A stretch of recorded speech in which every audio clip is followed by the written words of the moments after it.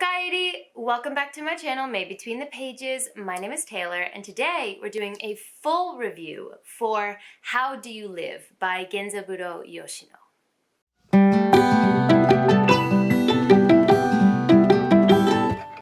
Wow, we're really just having a gray moment today, aren't we?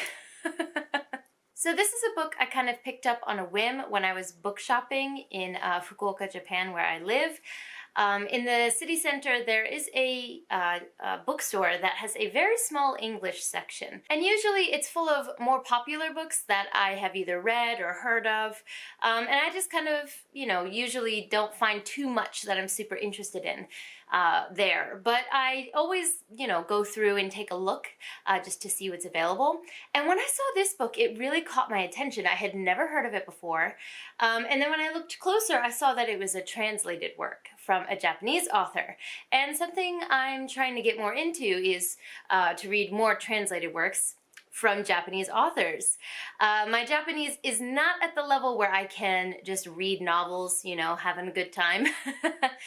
One day I hope to be there. So until that point, I depend on, translations to be able to delve into the world of Japanese literature. And the more I looked into it, the more interested I became. This book was originally published in 1937 as part of a small 16-book series directed at younger Japanese readers.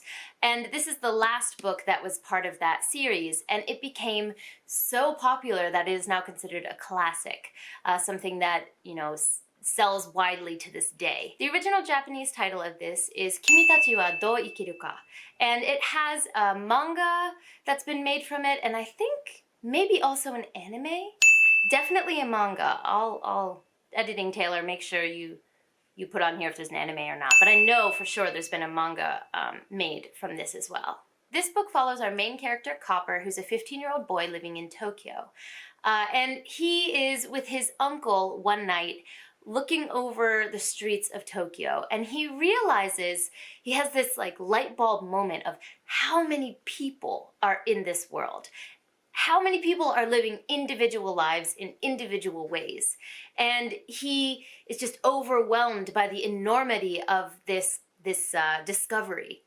And it changes his life from that moment going forward. After he has this epiphany, he starts to find significance and make connections about the small things in life and how those have larger significance than they may appear. And so we follow him through his daily life, as well as reading letters that his uncle has written to him. And through these two mediums, we explore the ideas of what does it mean to live as a human? What does it mean to live well with meaning?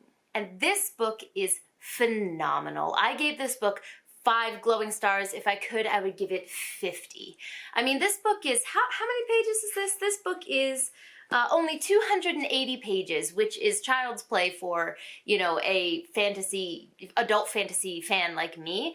But I slowly worked my way through this book on purpose. I would read small portions of it, sit down with it, think about it, chew on it for a while, and I felt like the longer I did that, the more revelations I came to. It's incredible.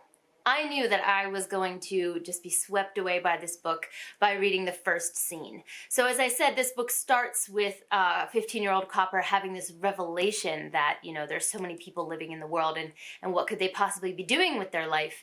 And this realization having a huge effect on his life going forward. And I don't know about you guys, but I have absolutely had those moments. Like if you're stuck in traffic, and you see all these people around you in the cars, and you're like, where are all these people going? How are there so many people going so many different places? I wonder if we're all going to the same place. You start, or at least I start, having those thoughts. And the first scene of this book nails that feeling so perfectly. The way that it's written, just the beauty of the moment, the way that the words evoke the feelings. Like, I've always had those moments, but I never knew how to explain them in a beautiful way to people. It's just kind of like, I just end up saying, there's so many people, I don't know how to explain it. It's done so beautifully and eloquently here. I'm sure that the original way Genzaburo Yoshino wrote this is also beautiful, but the translation by Bruno Navasky is stunning. As someone who is quite advanced in Japanese myself, there were times where I could tell what Japanese he was translating from, and it was just so perfectly done. The nuance of the Japanese came through every time I was able to kind of make those connections. So the translation on this is fantastic. It's amazing.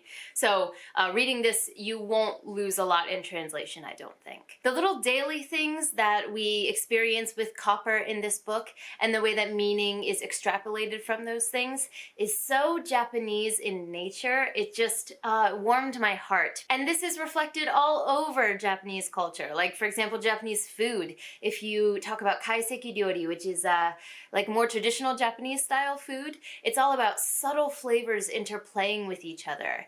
And that just vibe is all over this, which makes complete sense because it's written by a Japanese person, but it was just a joy for me to read that. There were also some beautiful thoughts on human connection that just spoke to my anthropology heart. So I studied anthropology in university, and I wrote a whole paper and what's the word I'm looking for? A presentation on the idea of the true gift and how gift giving is connected to the spirit of human connection, not just the act of giving.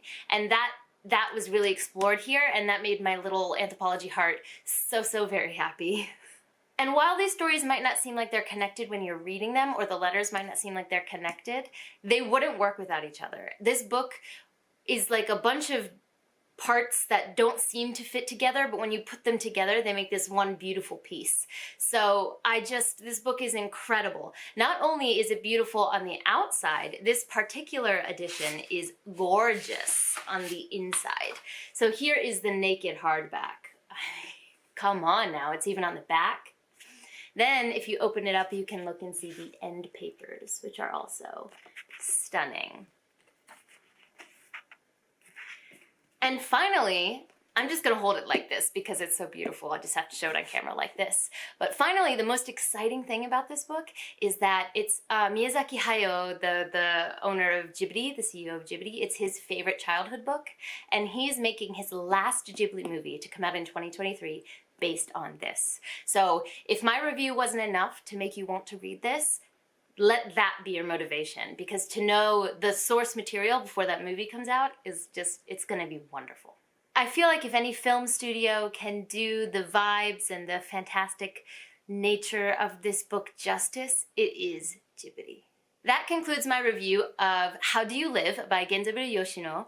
Please let me know in the comments down below if I've convinced you to read this book. If you've heard of it, I'd love to talk with you guys in the comments down below. Don't forget to like, subscribe, and click that bell. I'd love to have you as part of this community, and I appreciate it. But for now, I'm gonna head out. Ja ne!